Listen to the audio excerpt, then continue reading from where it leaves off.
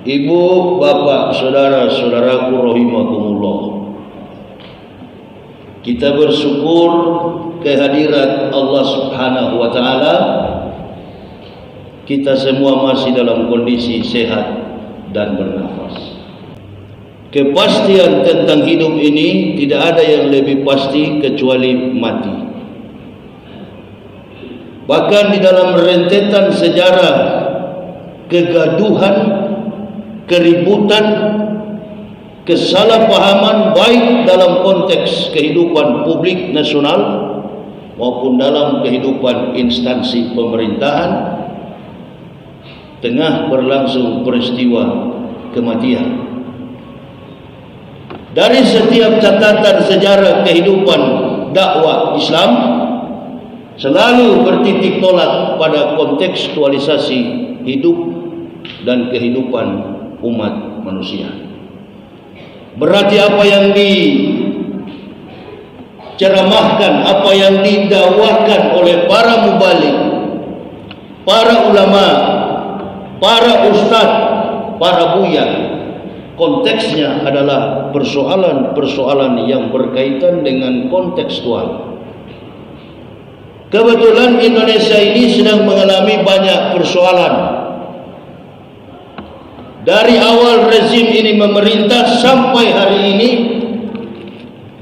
tidak pernah kunjung berhenti dengan persoalan.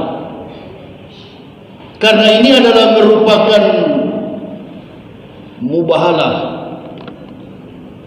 Ini adalah merupakan pukulan keras yang Allah berikan kepada bangsa ini, agar menjadi catatan yang sangat penting, diberi peringatan oleh Allah. Walau syi'na laba'asna fi kulli qaryatin nazira, kata Allah. Dan sekiranya kami memberi peringatan, maka kami utus seorang pemberi peringatan pada suatu negeri atau pada sebuah negara. Nasihat apa yang belum diberikan bagi bangsa ini oleh para ulama, oleh para habaib, oleh para ustadz, sampai kami pun harus korban atas nasihat itu.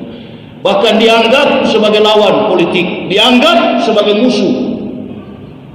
Padahal tujuan kami mulia. Berdakwah adalah untuk memberikan kontribusi kebaikan, kemaslahatan bagi seluruh umat manusia, secara khusus bagi seluruh kaum mukmin yang ada di bumi tercinta Indonesia. Artinya para pendakwa-pendakwa ini sudah sering mengatakan, awas, hati-hati. Negara kita ini mayoritas penduduknya adalah Islam. Keberkahan Allah Subhanahu wa taala, Sang Khalik, pencipta langit dan bumi. Tidak ada negara yang lebih kaya di dunia ini, satu-satunya negara terkaya di dunia, Indonesia. Kenapa begitu? Karena kekayaan sumber daya alam begitu melimpah. Tinggal yang mengatur, yang harus memikirkan bagaimana roda pemerintahan ini berlangsung. Ibu, bapak, saudara-saudaraku, dan saya juga pribadi, kita ada di rumah Allah, di masjid ini, kita saling membagi pengalaman. Kita bicara tentang aspek realitas hidup dan kehidupan, bahkan sampai kepada kematian kita. Bukan sedikit para mubalik, para ustadz, habaib sudah mengatakan hati-hati, hati-hati. Dari awal negara ini sudah tidak ada berkah, sampai nanti akhir pemerintahan juga kegaduhan selalu terjadi. Siapa yang bikin? Masyarakat? Bukan.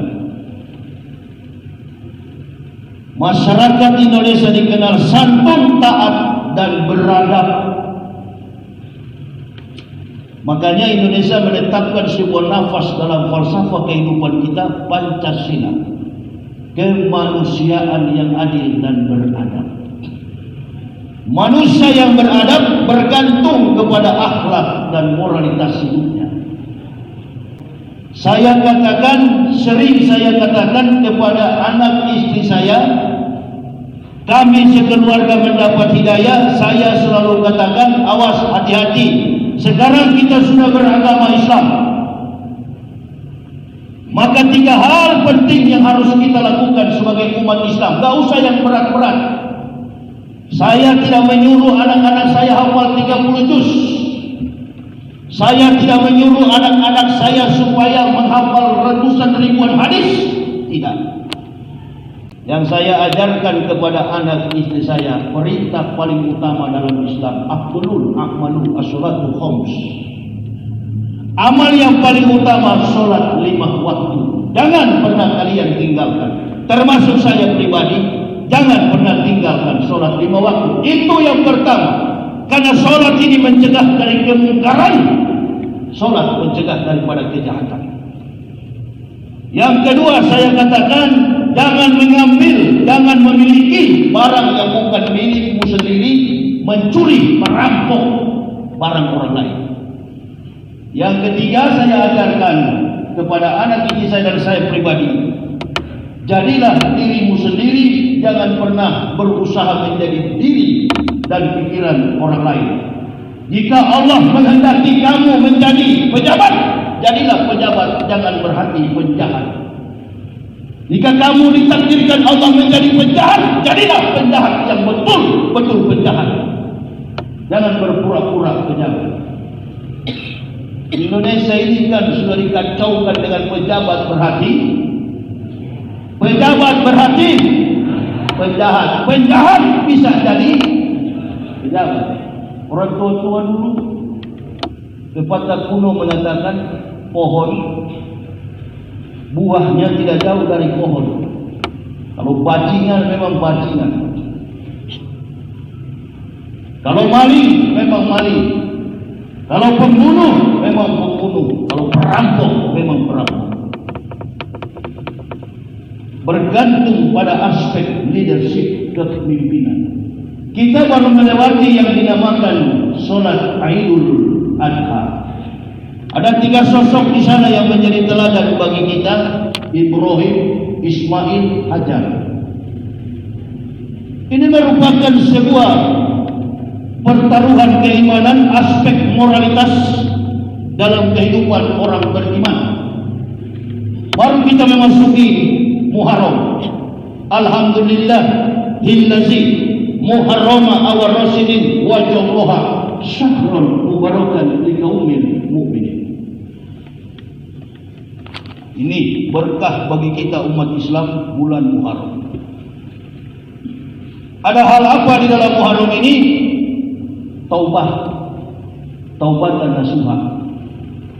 Semua realitas historik dalam catatan sejarah dari hampir semua nabi besar mengalami peristiwa keimanan, kehidupan, ketauhidan mereka terjadi pada bulan Muharram. Adam alaihissalam meminta ampun pada bulan Muharram. Yunus ditelan ikan pada bulan Muharram. Nabi Musa membelah lautan menyelamatkan bangsa biadab Bani Israel pada bulan Muharram. Ibrahim dilemparkan ke dalam lautan api dalam periuk mendidih oleh Raja Nebukadnezar pada bulan Muharram. Semua catatan para nabi terjadi pada bulan Muharram. Mereka memohon ampun kepada Allah, istighfar. Tapi persoalannya pejabat-pejabat kita ini kan banyak yang enggak istighfar. Tukang bikin ribut di negara kita bukan masyarakat, pejabat pusat. Oknum-oknum pejabat pusat. Belum selesai beberapa menteri bikin kasus, datang lagi yang baru. Kita jadikan ini sebagai pelajaran bagi hidup dan kehidupan keimanan Islam. Kebetulan juga terjadi pada bulan Muharram. Ibu bapak, bayangkan di Indonesia ini, ternyata Indonesia ini banyak pembunuh. Banyak pembunuh. Pembunuh berdarah dingin, pembunuh berdarah panas, pembunuh berdarah sedang. Minta ampun kepada Allah, memohon istighfar kepada Allah, berdoa. sadar kembali kepada fitrah, al-mustaqbilu bilisan al-musiru ala dhanbikal mustajibi rabbih. Nabi SAW berkata, barang siapa memohon ampun dengan lisan tapi terus menerus al-musiru ala dhanbikal rabbih, tapi terus melakukan dosa, berarti mereka menolak-olok Tuhan, menolak-olok Allah Subhanahu wa ta'ala. Tidak ada umat terbaik di dunia ini kecuali umat Islam.